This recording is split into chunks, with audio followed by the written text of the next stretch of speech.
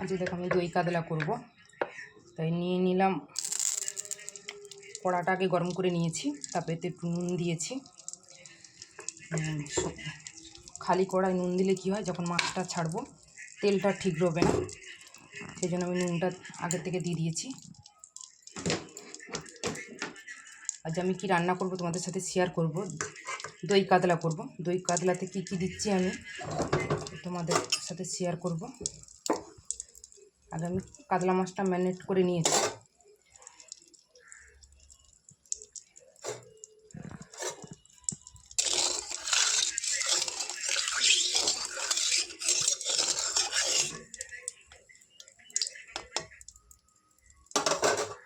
তেলটা আমার গরম হয়ে গেছে, আমি এবারে কাতলা মাছটা দিয়ে দেব।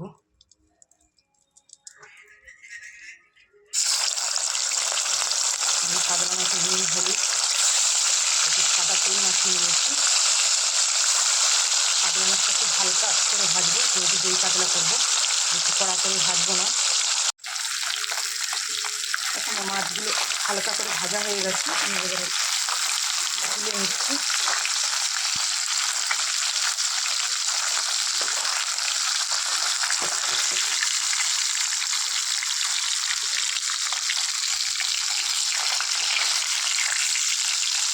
একটু দই কাতলা করে দেবো, সেই জন্য মাছগুলোকে হালকা করে ভেজে তুলে নিচ্ছি। আর এক হাতে ফোন আর এক হাতে মাছ তোলা যাচ্ছে না, আমার খুব অসুবিধা হয়, এই জন্য মাছগুলো ভেঙেও যাচ্ছে। খুন্তিটা ছেলে রান্না করছে, ঘাম মেরে মেরে এমন বাকি রয়ে গেছে খুন্তিটা, যে মাছ তুলতেও অসুবিধা হচ্ছে। দাও তো খুন্তিটা।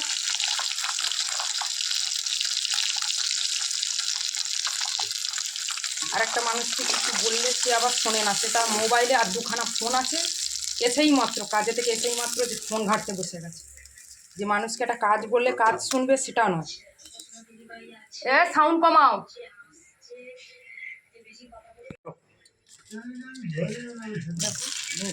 গ্যাসটা একটু কমিয়ে দিলাম, তেল প্রচণ্ড গরম হয়ে গেছে। আমি দুটো তেজপাতা দিয়ে দিয়েছি, দুটো গোটা এলাচ আর 3টে লবঙ্গ দিয়ে দিলাম। এবার দিয়ে দেবো পেঁয়াজ বাটা। খুব গরম হয়ে গেছে কড়াটা, যেহেতু সেই জন্য এরকম হয়ে যাচ্ছে। ছোটো ছোটো দুটো পেঁয়াজ ঘুষে রেখে দিয়েছিলাম, এটা দিয়ে দিলাম।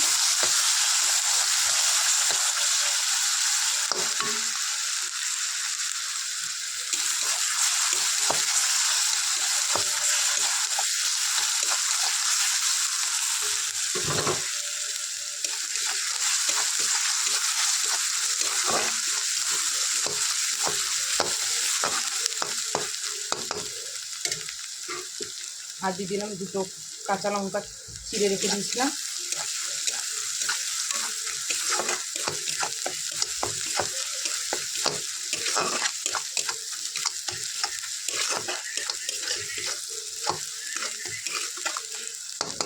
এবং এটা ভাজা হয়ে গেছে, আর আমি এখানে কাজু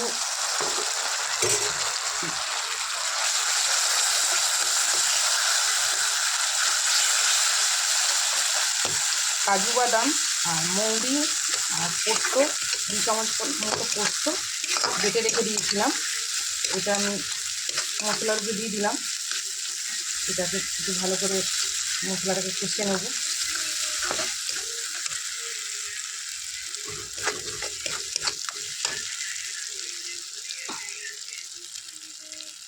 আমার ছোটো টেবিল তো, ওই জন্য খুব অসুবিধা হয়, নিচে রাখতে হয় সব জিনিসগুলো, সেই জন্য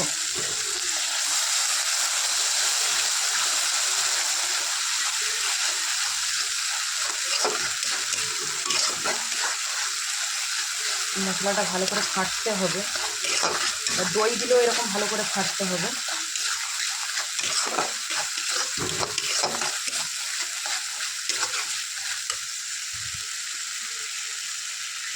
পরিমাণ মতো নুন দিয়ে দিলাম।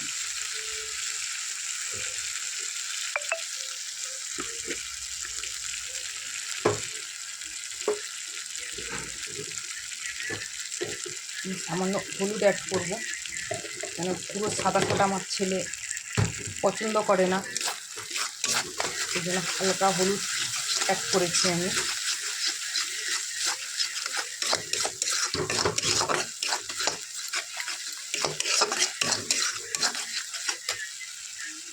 আর সামান্য লঙ্কার গুঁড়ো অ্যাড করলাম, বেশি দেবো না।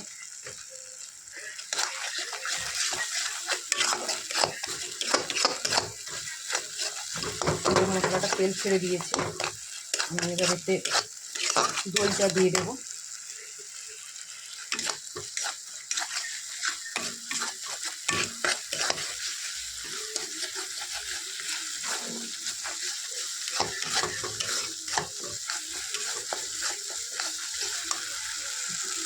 মশলা ছেড়ে দিতে একবার আসছে,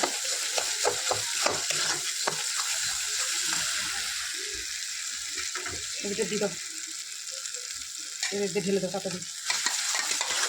এক হাতে খুব অসুবিধা হচ্ছিল এই জন্য দইটা দেওয়ার জন্য।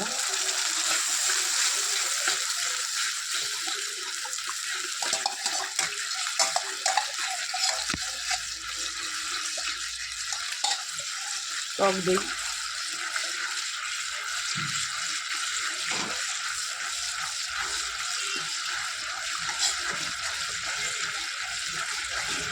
একশো মতো টক দই আছে, 100 কম আছে, 100 টক দই নিয়েছিলাম কিনে, 100 কম আছে।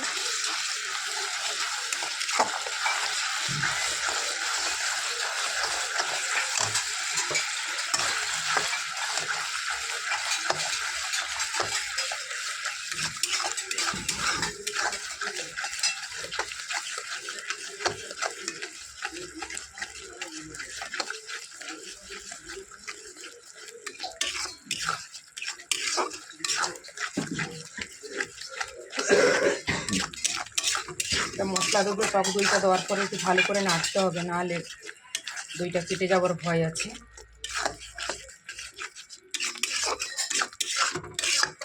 খুব সুন্দর দেখো মশলার সাথে একদম মিশে গেছে টক দইটা।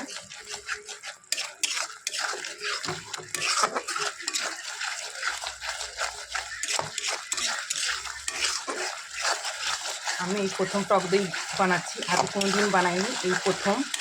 কি মনে হলো যে অনেকদিন কাতলা মাছ নিয়ে আসছি, আমার ছেলে কোথাও খেয়ে এসছে, একদিন বলেছিল যে মা দই কাতলা বানাবে, আমি বলেছিলাম কোনো দিন আমি বানাইনি, বলছে চেষ্টা করবে, তা আজকে চেষ্টা করলাম বানানোর জন্য। এখন কী হয়েছে আমি এখন জানি না, তোমরা দেখে ভিডিওটাতে কমেন্ট করে বলো যে হ্যাঁ দিদিভাই কীভাবে বানিয়েছে দই কাতলা। আমার যেহেতু মশলাটা কষা হয়ে গেছে, তেল ছেড়ে দিয়েছে, আমি এবার একটু জল অ্যাড করে দেবো।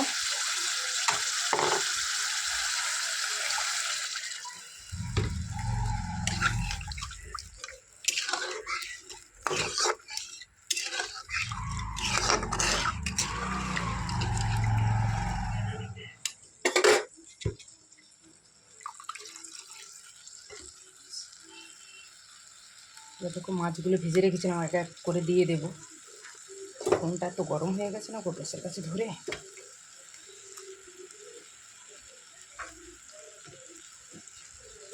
দই কাতলাটা হতে থাকবে, আমি ততক্ষণ আর একটা সবজি কেটে নিই রান্না করার জন্য।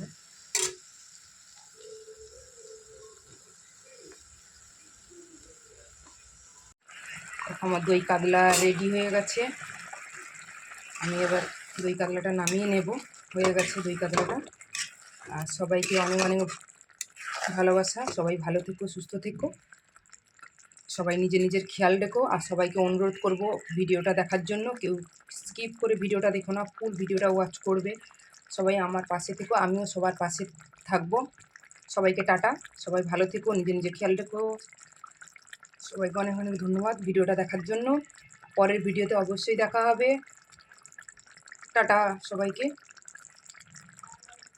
আমার দই কাতলার রেসিপিটা কেমন হয়েছে অবশ্যই কমেন্ট করে জানিও।